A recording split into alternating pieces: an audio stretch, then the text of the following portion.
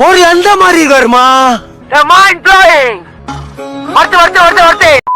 Hi friends, இந்த வீடியோவை பார்க்க வந்த எல்லாத்துக்குமே ரொம்ப நன்றி. இன்றைக்கி நம்ம வீடியோவை பற்றி பார்க்க போகிறோம். டேரக்டர் நாகாஸ்வின் இயக்கத்தில் பிரபாஸ், கமலஹாசன், அமிதாப் பச்சன், தீபிகா படுகோன் இன்னும் ஏகப்பட்ட பேர் நடித்து, அது மட்டும் இல்லாமல் ஒரு சில பேர் கேமியோ பண்ணி வெளியே வந்திருக்க படம் தான் கல்கி AD 2898.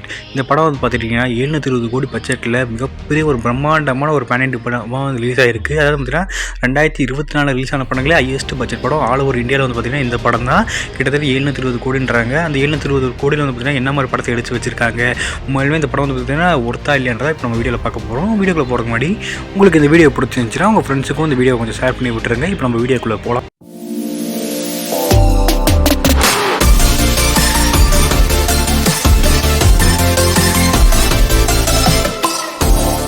கல்கி இந்த படத்தோட கதை என்னன்னு கேட்டிங்கன்னா, நிறைய பேர் இந்த படம் பார்த்துட்டு வந்து இது வந்துட்டு ராமாயணம் மாதிரி இருக்குது, மகாபாரதம் மாதிரி இருக்குன்னாங்க.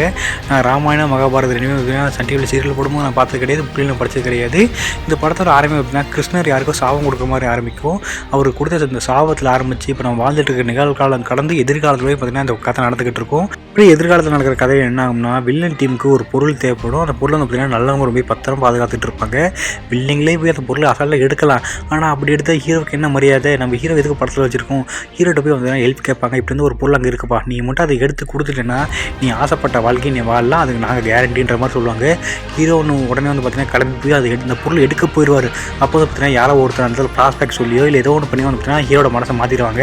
அப்போ ஹீரோ வந்து ரொம்ப பார்த்துட்டு நமக்கு ரொம்ப அப்பாவியாக இருக்காங்களே, நம்மளும் அவங்க ஹெல்ப் பண்ணி சொல்லி வந்து பார்த்தீங்கன்னா தான் அனுப்பிவிட்ட வில்லனுக்கு எதிராகவே ஹீரோ திரும்பிடுவார். இந்த படத்தோட கதையை நீங்கள் எங்கேயும் கேட்ட மாதிரி இருக்கும், எங்கேயும் கிடையாது. வீட்டில் வந்து அவதாரில் இருந்து நம்ம தமிழில் வந்து ஜில்லா படம் வரைக்கும் இதுதான் கதை. இந்த கல்கி படத்தோட கதையுமே சிம்பிளாக சொல்லணும்னா இதுதான். வில்லனாக அனுப்பப்பட்ட ஒரு ஆளை பார்த்தீங்கன்னா வில்லனுக்கு எதிராக திரும்புகிறான், அவன் தான் நம்ம படத்தோட ஹீரோ.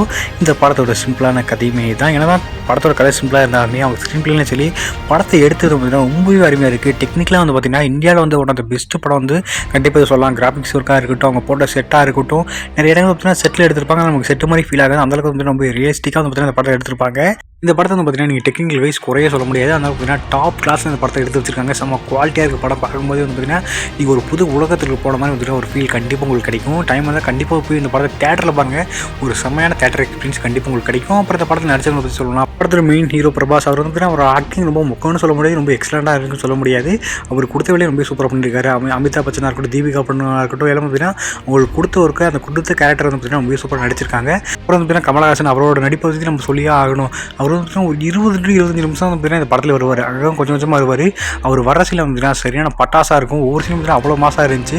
அது கிளைமேக்ஸில் அவர் காட்டுவாங்க, சரியான கூஸ் பம்ப்ஸாக இருந்துச்சு. நீங்கள் ஒரு கமலஹாசன் ஃபேனாக இருந்தீங்கன்னா அந்த சீனை வந்து செம்ம கற்றுவீங்க. அந்தளவுக்கு வந்து சரியான சீனாக இருந்துச்சு. மொத்தத்தில் இந்த படம் எப்படி இருக்குன்னு கேட்டிங்கன்னா, உங்களுக்கு செம்மையான தேட்டர் எக்ஸ்பீரியன்ஸ் வேணும், ஒரு ஹாலிவுட் படம் பார்த்த ஃபீல் வந்து பார்த்தீங்கன்னா எனக்கு கிடைக்கணும் அப்படின்னு நீங்கள் நினச்சிங்கன்னா கண்டிப்பாக மறக்காமல் போய் இந்த படத்தை பாருங்கள். இந்த படத்தோட கதை என்னதான் ஒரு நார்மல் கதையாக இருந்தாலுமே இந்த படத்தை வந்து பார்த்தீங்கன்னா இந்த பாட்டோட முடிக்க போகிறது கிடையாது.